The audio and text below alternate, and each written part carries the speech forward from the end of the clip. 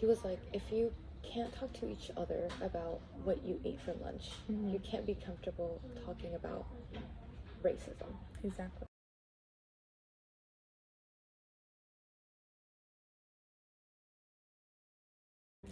Welcome back to another episode of Cozy in the Library. My name is Bria. And I'm Astrid. And today we're going to be talking about everything we've learned in our class, Racism in the US, with Dr. Kevin Lowe. Do you want to start with the first question? Yeah, Astrid? so today we're going to talk about what is intersectionality. So you want to go ahead and start? Well, during the class, I've learned basically what intersectionality is. The idea is that it makes sure that people aren't just put in one single specific group. Like, it overlaps, and it helps people, more groups of people, be seen because, we belong in many different groups, right? And if you're only seeing one person as this one thing, then they don't get enough attention regarding the other thing that they're like suppressed in, or maybe like there's stereotypes and things like that they're feeling discriminated with and things like that. So an example of this would be like sexism and racism in one. You can be part of both groups. You experience a whole what's it called? Like two whole different things, but at the same time. I think that's basically what intersectionality helps also, or the idea of it helps people be seen. I totally agree. I feel like it's letting people not be in one category and like know that everyone has a unique experience. Like you don't face circumstances that are uncomfortable just based on your gender or your religion or anything else. Like it can be in many different forms. So I feel like that opens up the door for like more people to be seen. Like not just, it's not just being a person of color that faces something, but maybe it's like your gender or like where your family is from, or even a city from you're from. Second part of that question is, how do our intersectionality allow us to show up uniquely in the world? Also, how does it differ based on being here in the US and in our home country? I feel like, the first part that stands out to me the most is like being in our home country. I feel like you're more seen in your home country, and you kind of don't feel like you're always being judged on certain things, at least in my experience. Like I'll go back and I feel like, I fit in, versus like here I feel like sometimes I'm standing out, or sometimes I'm like the only Latina in class, and I feel like it might make people treat me differently. I don't know if it's like super unique because like I'm Asian and a woman, and I've never felt like it's put me in such a spotlight, really, especially growing up in Daly City. But contrary to what you said, I actually feel both ways when I'm home in like my country and here as a Filipino girl, because like you said, like here we stand out, right? But at home, now that I've lived here for 13 years now, I'm kind of not really seen as Filipino, really. My family and my cousins, they kind of hesitate to talk to me because they don't think I'll understand them, or they don't think I speak as fluent, which I definitely have lost like my fluency. But yeah, it's a different world now, I think, for me, ever since living here. So we're moving on to our second question of the day, and that is, how is racism in the US different from race relations where we're from? I think the first thing that comes to mind is thinking a lot about status in society, and also like our skin tones. So those who are darker sometimes can be referred to as indios, which is kind of trying to use like being native as an insult. I see it like even then, the majority of darker tone Latinos are more in touch with their culture. They have like some traditional clothing still, and speak the native language, which is usually Nahuatl, which is what it's called. People think that they're not as civilized just because they're not with the Spanish customs of today, like maybe like wearing more modern clothes or using more technology. So I can definitely relate. In the Philippines, I would say that there's like predominantly just a lot of Filipinos, if not like Chinese people. The biggest or like race relations that we experience in the Philippines is rooted in colorism also. So like an example would be like a lot of actresses, people that make it like big and successful in the Philippines, are lighter skinned Filipinos. Those who aren't, they're used more for like comedic roles or villains. They're portrayed as unattractive, basically. But it kind of sets a really bad example on basically the kids who grew up watching these things, like me. Like I grew up like kind of hating my own skin because it's like the people I see on TV, the people who do look like me, they're they're not the good guys, or they're not the main character girls and things like that. So what happens is in like actual society, it translates into like my classmates and my friends and even my family, and the way they see me, the way I see them. And like what Astrid mentioned about what were they called? Indios? Yeah, Indios. They refer to us in Indios. Yes, in the Philippines, they call darker skinned Filipinos negros, which is another like derogatory term for darker skinned folks, basically. How is that different from the U.S. race relations? I feel that something to go along with this, I feel sometimes Latinos are very much sexualized. That I feel like sometimes comes over into the US. Like sometimes you hear people like saying, "Oh, what's your type?" And they're like, "Oh, I want like a bad Latina," because in movies or just in social media they're sexualized a lot. And what do they picture, right? Yeah. Like the BBL, like the skinny waist. So I feel like anytime you don't fit into that, you feel like people will compare, they're like, oh, a skinny Latina versus like the BBL Latino. You're not really Latina if you don't have like a big bum or something, which definitely is harmful, similar to what you were talking about, like the colorism in movies. So I feel like some stuff from Mexico is brought into the US. Yeah. And I would say that one thing that is, I guess, quote unquote different from our experience in our home countries versus here is there are a lot more racial groups and differences here in the US than we've experienced back home. The main source of information that I got from growing up in the Philippines about other races is watching them through like TV. And even then, like we mentioned, like it's just not accurate. Exactly. Yeah. Let's talk about privilege. What are the characteristics? How do you explain it aside from the general like white privilege? I feel like we have gone over privilege over and over and over. And the main kind of definition that I can remember is, even in just like one word, I would say is unearned. And that goes beyond like white people. It could go, it could relate into any other groups of people, like gender, like male privilege, women's privileges, if we have any, sometimes, pretty privileges, even privilege of being able to speak certain languages, basically. When you go beyond just thinking about it in terms of white privilege, using the word unearned seems so like mean. Like, oh, I didn't choose to like be born a girl or be born a boy. But it just is. It just exists. You didn't choose to be born white, but you have privilege because just because you are. I know the connotation saying unearned like advantages is probably sounds like mean, or like you didn't earn this, but it just is. Yeah. People who are wealthy will sometimes be like, oh, so you're saying I didn't earn my money by working hard? Or people that say they like came from being in a poor household and go to rich, I feel like they get offended by that. But just having money opens so many doors for you. Yeah, and even then they get mad because they're like, oh, I worked hard for this money, and that could be true. But what if you were also white? Like you had the privileges to go as like a couple steps further or faster than other people to earn that money because of your skin color. I know we just talked about kind of like our perspective or perception of what privilege is and what we learned through the class, but imagine teaching it to somebody who's like a 5th grader. How would you describe it to them or teach them the concept of privilege? I feel like I would just give them a straight up example. Like, honestly, I feel like where you see privilege the most is when dealing with authorities who are police or something. You give like a scenario. You could be like, okay, 2 people are going to like a grocery store. Both of them put an apple in their bag. They're both poor. So one of them could be like Hispanic, one of them can be white. And then kind of like explaining it from that.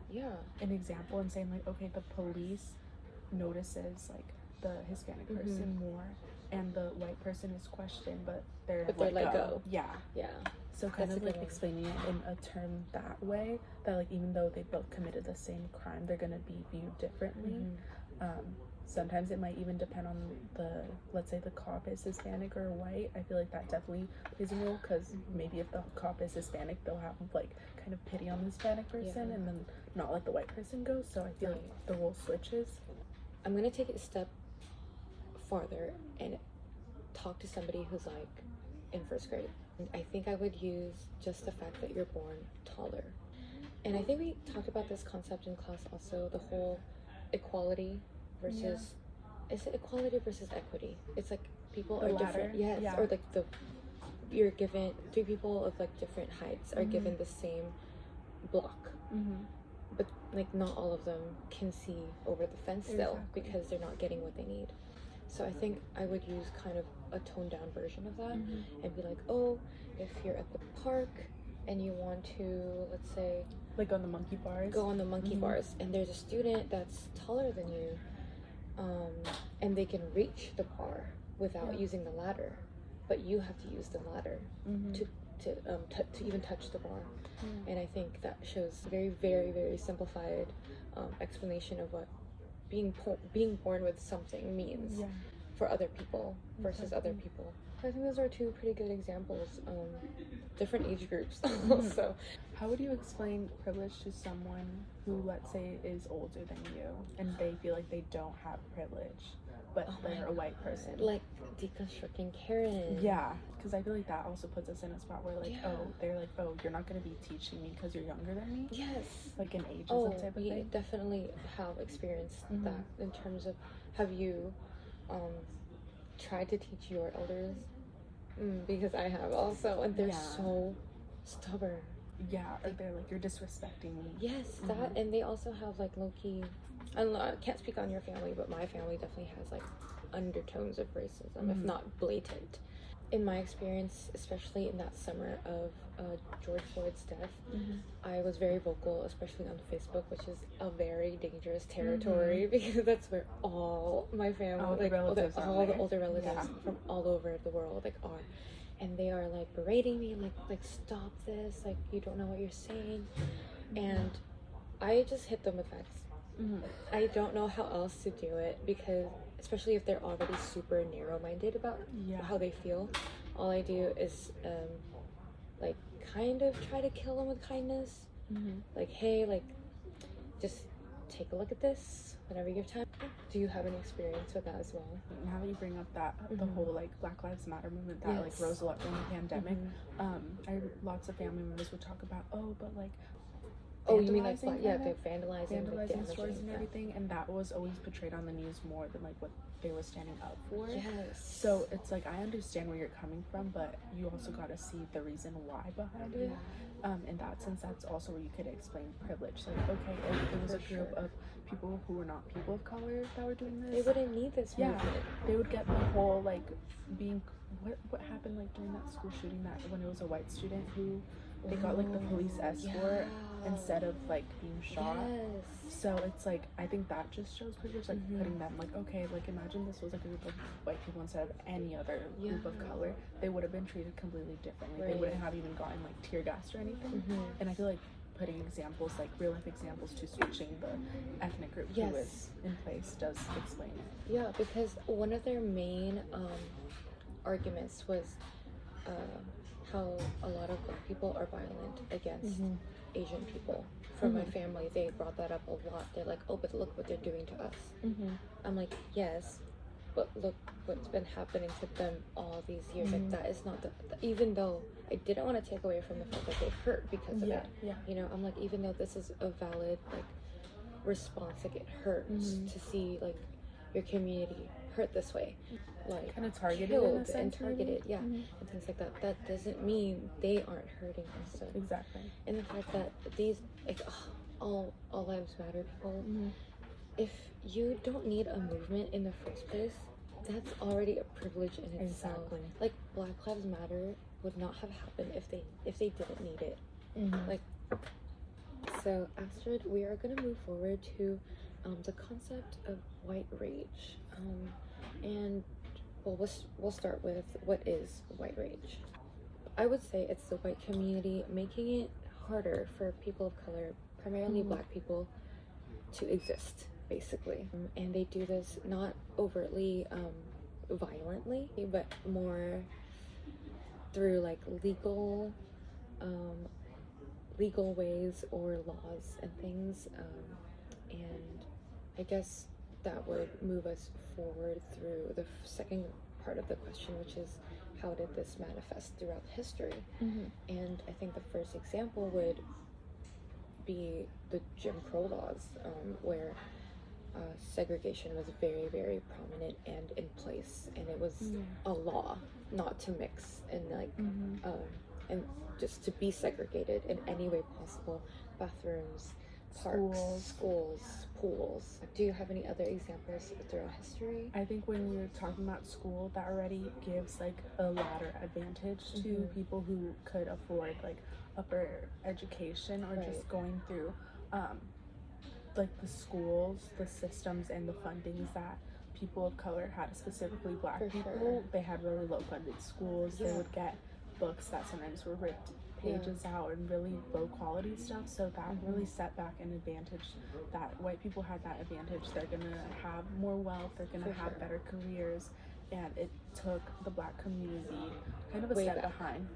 It doesn't even give them the opportunity. You had like one teacher for every couple hundred students. Even like now a class with like 40 people is a lot to just like make that bond. So I feel like that was a very big disadvantage, because then once like all these careers are opening up where it's like you have to have a bachelor's, not a lot of Black people or people of color had the opportunity to even do that because of the way the school was or because of financial issues. So that comes to mind a lot. In the present time, I remember when our guest speaker Regina came in, she was teaching us about redlining, and I think that is also another very important concept of white rage, because like you mentioned, properties and just prices and just the ability to purchase anything, ability to have certain things funded, it's just not as clear cut or even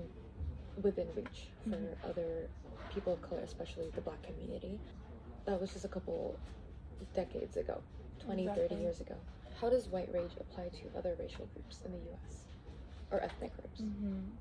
I feel like gentrification comes to mind a lot. Seeing like I remember going on a field trip to Mission Dolores, and that whole community used to be mainly Hispanic people, Latino people, some Asian people as well. And once the businesses start coming in, it starts kicking out a whole community. And they're not like forcing them to do it. It's just because they can't afford it. Exactly. So they have to go. Exactly. The prices start raising up. Then job opportunities. It's like a lot of Hispanics that come from Mexico don't have a higher education, so it's like the job opportunities that are available require like a bachelor's or even a high school degree. So they're like subtle ways of saying like, you know, I mean, if you can't afford it, like, go away. Yeah, basically. I think you mentioned earlier when we were debriefing, like Flint, Michigan. To this day, it's been they don't have years. And if it was a white neighborhood, this wouldn't be happening. It wouldn't have been an issue. Lawsuits and everything. Absolutely. And they wouldn't be like having years with just like, okay, here's some water bottles. Like, you should have the opportunity to have water. That's the bare minimum for anyone. There on TikTok, there were people from Flint posting their Thanksgiving meals just like a week ago, and they were cooking things with bottled water. Their soups, their stews. And the things that they were boiling potatoes. They were like literally like glug glug glug like water down the pot and they had cases and cases of it, and that's just the norm for them now. If they don't get enraged by it, nothing, and they have, nothing happens. Exactly. Just having to kind of get used to having bottled water, and then okay, what if there's a shortage or they don't get shipment for a while? That's very sad, because if a group that was white, especially like if you think about like, okay, a rich neighborhood or even a poor white neighborhood, it wouldn't be happening. So well, is white rage a uniquely US construct? Does it also appear anywhere else outside of the US? I feel like sometimes when tourists go to places, they feel like they still have like this privilege, or Right. that like everything has to be done their way. Anytime I go to Mexico and sometimes you see white people, sometimes they like people will feel like they have to act differently towards them. But it's like you're going somewhere to visit, like you don't have this you can be like, oh, you know, I'm here, you have to treat me better than everyone else. Because they might feel like even targeted, Entitled. yeah, Yeah. entitled and targeted, like, oh, people are looking at me because they think I have money, they're gonna steal my money. Be a little bit Yeah. more like open, I think Yeah. is the word, or empathetic to the place that you're the foreigner to, like Exactly. that you're visiting. I think you do bring up a really important point about like tourism and how that kind of makes this white rage trickle outside of the Exactly. US and spread outside the US. A similar phenomena of white rage to the US, so it doesn't have to be white rage, but something similar. I think we have gone over like social constructs. Exactly. Like in the Philippines, I think there's just an obvious difference in one, housing. The two biggest things I can think of is housing and education. Literally be skyscrapers, and right beside it, slums. They're not as strict as the Philippines like urban planning is, so they will just build around these areas and scatter themselves in like wooden planks, wooden what's it called? Wooden boards, metal sheets, anything that they can make houses out of. It's such a stark contrast between like the poor and the rich. In education, that's also very different because in those areas there's just not a lot of opportunity for even the educators to learn themselves.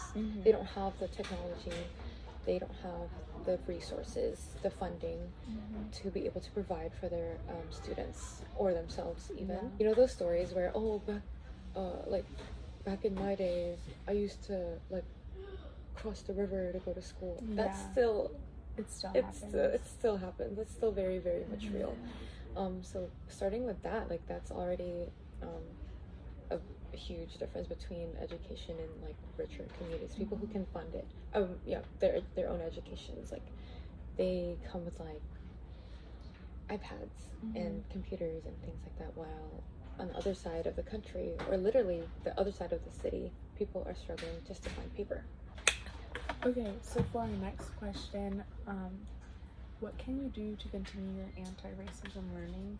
Sometimes I tend to stay away from watching the news or keeping up with that because it's like always the same thing, and you kind of get tired of it. But I know that there's sites that like will actually be like, they'll bring an event that happened, like show resources and stuff, and I feel like that's something. So I want to find like a site or a program that kind of has something for that. I'm pretty sure there's like anti-racist even like the quiz we did, that's something that you could push onto your families, and then you like look at your scores and then you're like, okay, what can help us with this? Just I feel like trying to educate yourself with sites that aren't like biased as well, that kind of are in the middle, that give both sides. That actually brings me back to what we were talking about just a couple questions earlier about Flint. Remember when we were like, oh, they have like these oppressed communities, they have asked over and over and over again to be helped and things like this, and you just said it's the same thing every time. And that's why like they don't get helped, because they have been needing this help for a very long time, up until today, and it becomes so like oversaturated and diluted almost. I don't know. I mean, that's a lot to admit, you know, from us both. Like, we're very privileged to be able to have this access to this education that we do have, to be able to work and have like shelter, basically, and running water, clean running water. My version of continuing anti-racism learning is in everyday life, being more like opening my eyes more to my own privileges. Would really help me see where others are lacking, where there is a deficit in other people's privileges. And in that way, I feel like just being aware in general helps those communities already, because someone's thinking about them. Someone's thinking of how to help. Someone's thinking that they need help. Other rather than just blatantly ignoring it because it's been there this whole time. I think that's probably a good start, if anything, outside of the class. I totally agree. Also, like, double checking your sources. Like, if you hear something, you're like, this doesn't seem right, or who's the author. Can just be little simple things like that, knowing where you're getting your information from. And then also, it came to mind, like, sometimes it's so easy for us to spend money, and like supporting a cause can really make a difference. Or even like on credit cards, there's options to help foundations, or think, okay, like every year I'm gonna put even like $20 aside just to support even like people in Flint or other charities that help maybe even give conferences about anti-racism. So just like looking at that, like what did we learn, like this whole unit? It's checking, or it's reading books from perspectives we haven't heard from before. Right? Because we have, like, all our lives, I think I can speak for you as well, we've talked about it in class that we have learned from the white perspective, like all these years, and now we're hearing from the voices that really matter, the voices who have experienced these things. And I think that's a really good point that you brought up, because it's very relevant also to what we learned in class. How can you practice allyship with marginalized groups? Looking at the Israel and Palestine? Yes. Israel and Palestine conflict, looking at resources from wherever the epicenter is. So finding, okay, where's my money gonna go if you decide to be an ally in the financial aspect, or am I sharing the right information?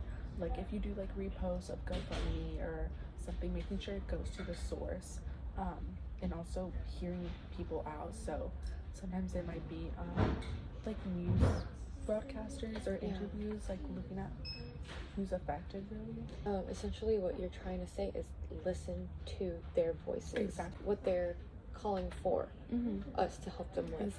Because we have talked about reading resources, we've talked about educating ourselves and donating, but at this point I've seen a lot of Palestinians asking for ceasefire, even though they do need donations. That's not what they're primarily asking for now. Now they're asking for our voices to ask the US to stop funding Israel's bombings and violence. And so that just teaches a lot about like listening to what they are asking for. I guess a smaller scale way that I have already practiced, well actually that we all have in the class practice allyship with marginalized groups, is being able to work with 826 Valencia. And being able to not only experience like the educational side of their lives, but also like how they are, who they are outside of school, and being able to connect with them and kind of help them with what they need, whether it be like support emotionally or educationally, whenever we can apply ourselves in that situation. It's been a really good experience and very touching to be able to help these groups of kids really gain some sense of hope in themselves. That's definitely a form of allyship, because you could find other sites to volunteer like when we have time, and just that's a way to support that's not financial. And even just like people who choose to take this class, it's like in the title it says understanding racism in the US, like you're opening yourself up to have anti-racism. You're giving time instead of money. You're giving your time to understand these things and to understand like firsthand the people who you're helping. I totally agree. And like you learned a lot that you could even share with your family. Like I remember even having just dinner time with my family and talking to them about my class. So because I'm like, oh, like I never heard this about like the numbers of things that happen in the textbooks we were reading and everything. So I feel like that's something that we could actually bring back home, which actually ties into our last question about how could you do this back home, like in our home country. Yes, to create a more equitable society. Oh yeah, so how do we bring this back home in our own home countries? And like you mentioned, a lot of it has to do with our own education Mm-hmm. that we are very, very, very privileged to receive. Exactly. And bringing that back by teaching our family members, our friends Mm-hmm. back home, the things that we do learn, because obviously we have talked about how they haven't been or they aren't exposed to the kind of education that we get, the kind of Exactly. exposure that we get to see and help other communities outside of our own. And I think that sense of awareness, Mm-hmm. even just the sense of awareness, would help people back home, our friends and family back home, be more open to learning themselves. To be like, give them that touch of like Yeah. awareness, then they are more susceptible to educate themselves, Mm-hmm. and it just grows from there, and then it spreads from there. Exactly. Yeah. I think when you say that, like giving them that sense of awareness is also, now that we've taken this class, is like speaking up when we can. You Yeah. know, if we hear like an older or younger family member.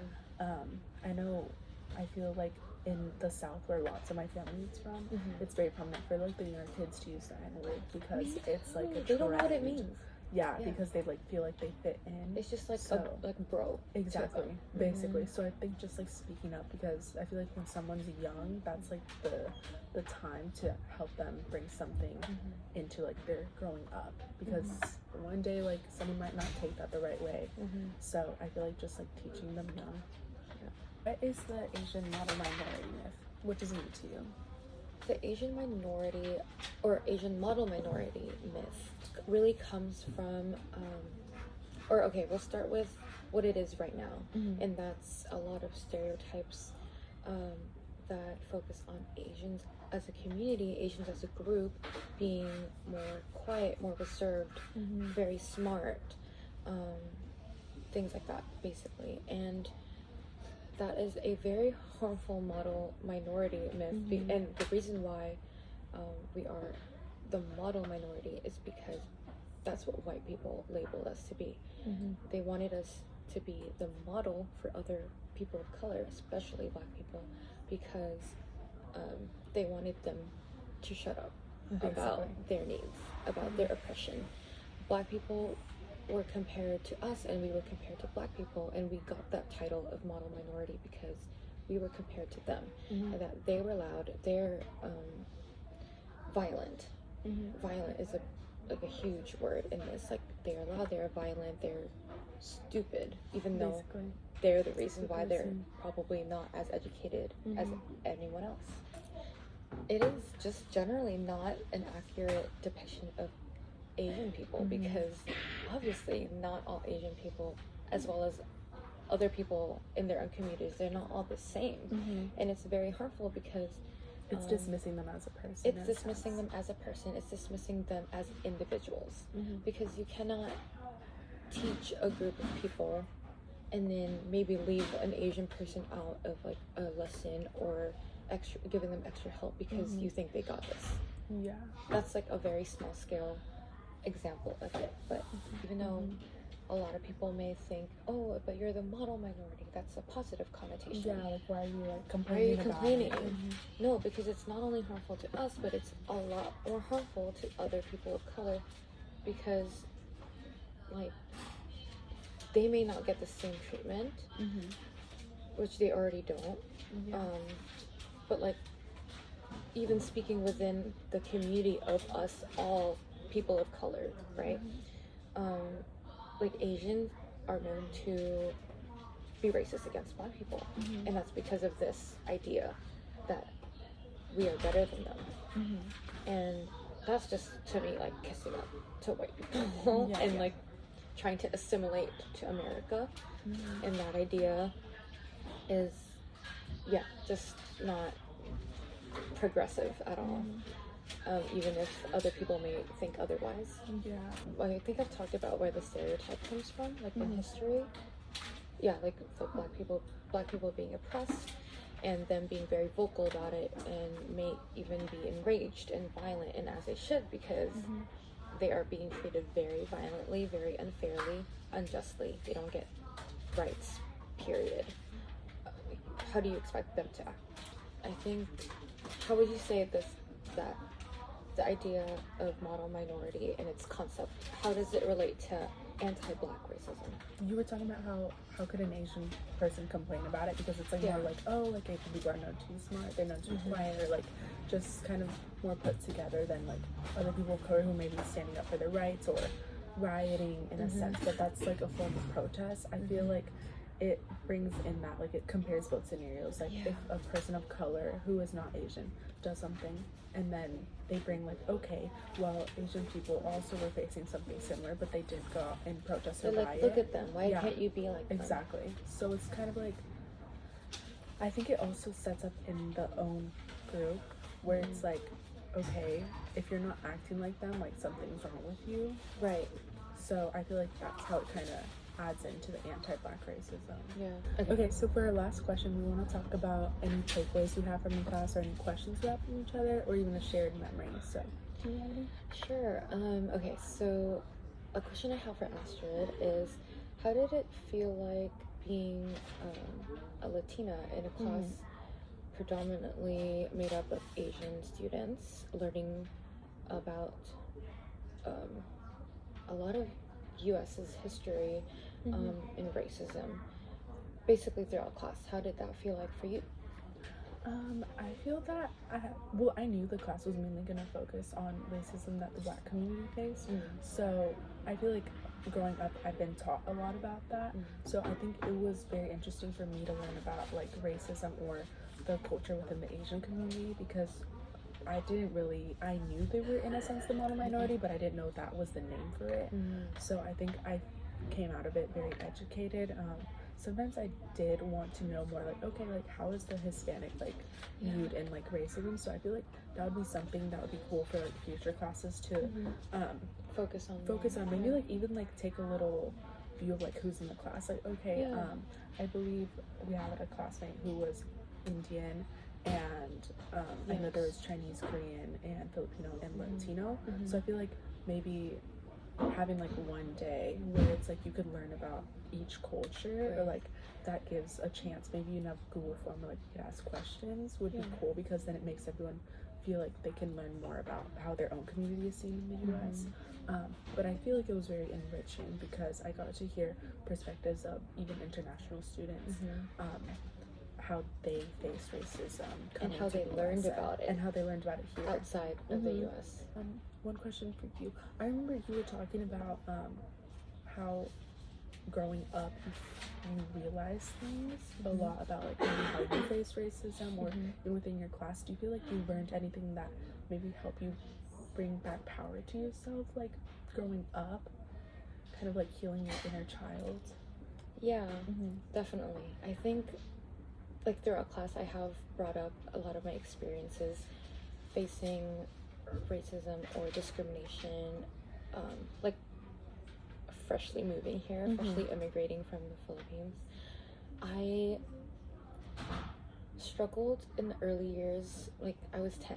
That was around 2010 to 2012. Like I was 10 to 12 years old, struggling between my identity, because I couldn't be fully American, I couldn't be fully Filipino, and it was weird to be both. Yeah. I also struggled with, when I got here, I had like a really strong accent, and it was, even though a lot of my fellow like fifth grade classmates were also Filipinos, I spoke differently than them. I had basically a culture shock around them. So even though we were Filipinos, I was a different person to them also. So it was hard to make friends and things like that. And that made me hate my language. It made me want to forget about it, even though I didn't. I would pretend that I did. I would pretend that I didn't speak fluent Tagalog or understand it. I would visit Philippines 3 years after moving here, and I would go home pretending I forgot how to speak my language and things like that. And I would pretend I didn't understand my cousins and things like that. But obviously, years after that, I've learned to be grateful for both of my identities, both of basically both homes that made me who I am, or that makes me who I am. And I think this class just kind of really, even though it did bring back some of those painful memories that others and myself have brought onto myself, it has, the experience in this class has made me more grateful again to appreciate my culture, my journey, my culture and my journey getting here, basically. Yeah, I think that's kind of like my biggest takeaway also in terms of the things that I've learned in this class and how it was for me moving here from my home country. Totally good. Yeah. So we're gonna share, like, I guess, our overall favorite memory in the class.